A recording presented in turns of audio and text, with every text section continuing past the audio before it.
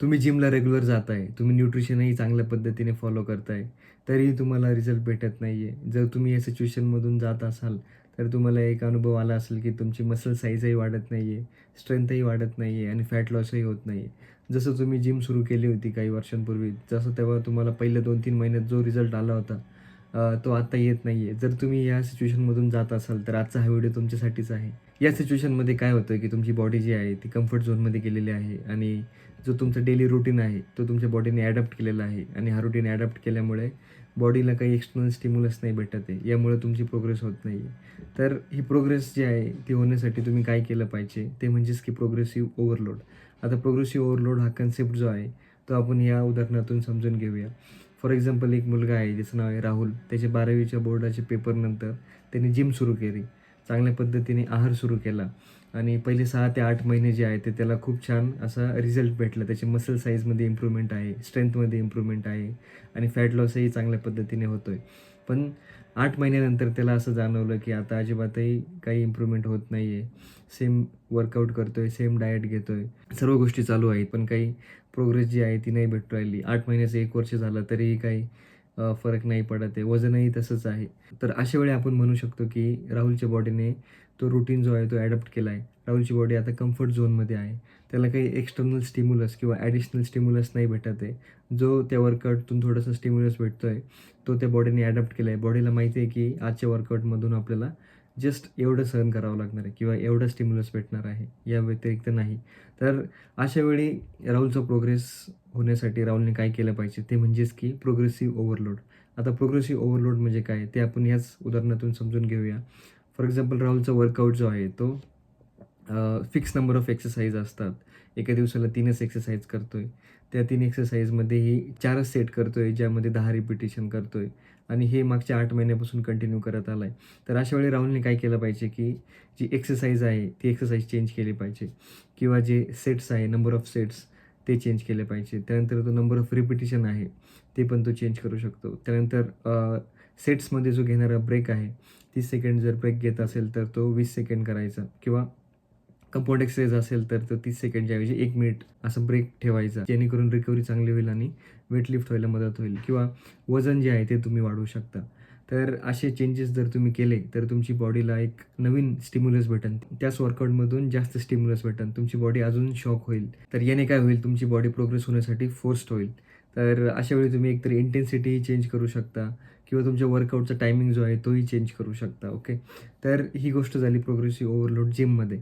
तर ही सर्वात पहिली आणि सर्वात महत्त्वाची गोष्ट म्हणजे तुम्ही तुमचा वर्कआउट जो आहे त्याची इंटेन्सिटी वाढवत राहा आणि इंटेन्सिटी जशी वाढेल तसं तुमच्या बॉडीला जो स्टिम्युलस भेटतोय तो पण वाढेल आणि जेणेकरून तुमची बॉडी जी आहे ती प्रोग्रेससाठी फोर्स्ड होईल आणि प्रोग्रेसही होईल.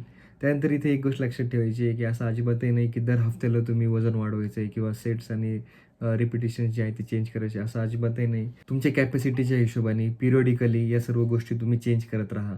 2 हफ्त्यानंतर असेल किंवा 4 हफ्त्यानंतर फिक्स तुम्ही नंबर ऑफ सेट्स असेल, नंबर ऑफ रिपिटिशन असेल, हे तुम्ही चेंज करा. आता ही गोष्ट पर्सन टू पर्सन व्हॅरी होते. तुमचं कम्फर्ट झोन जेव्हा तुम्हाला वाटेल की आता मी कम्फर्ट झोनमध्ये आलो आहे, मागचे 2 महिने सेम वर्कआउट करून, अशा वेळी तुम्ही चेंज करू शकता. एकच गोष्ट मला इथे तुम्हाला सांगायची आहे, की पिरियॉडिकली तुम्ही तुमचा वर्कआउट जो आहे तो चेंज करत राहा. त्यानंतर दुसरा पॉईंट तो म्हणजेच की न्यूट्रिशन. आता न्यूट्रिशनही तुम्ही कशा पद्धतीने चेंज करू शकता, ज्याच्यामुळं तुमचा प्रोग्रेस हा कंटिन्यू होत राहील आणि तुमची बॉडी कम्फर्ट झोनमध्ये नाही जाणार किंवा प्लॅटो हिट नाही करणार. तर अशा वेळी तुम्हाला काय करायचं आहे, की तुमचा मेजरली प्रोटीन इंटेक जो आहे तो वाढवायचा आहे. प्रोटीन इंटेक जर तुम्ही आधी 1 gram per KG body weight घेत असाल, तर आता तुम्ही 1.5 ग्रॅम किंवा 1.8 ग्रॅम जसं तुम्हाला सुटेबल असेल त्या पद्धतीने तुम्ही घेऊ शकतात. कसा प्रोग्रेस येतोय त्या हिशोबाने तुम्ही प्रोटीन इंटेक कमी जास्त करू शकता. त्याचसोबत कार्ब इंटेक आणि फॅट इंटेक हाही तुम्ही वाढवा, जेणेकरून टोटल कॅलरीज जे आहे त्या वाढतील.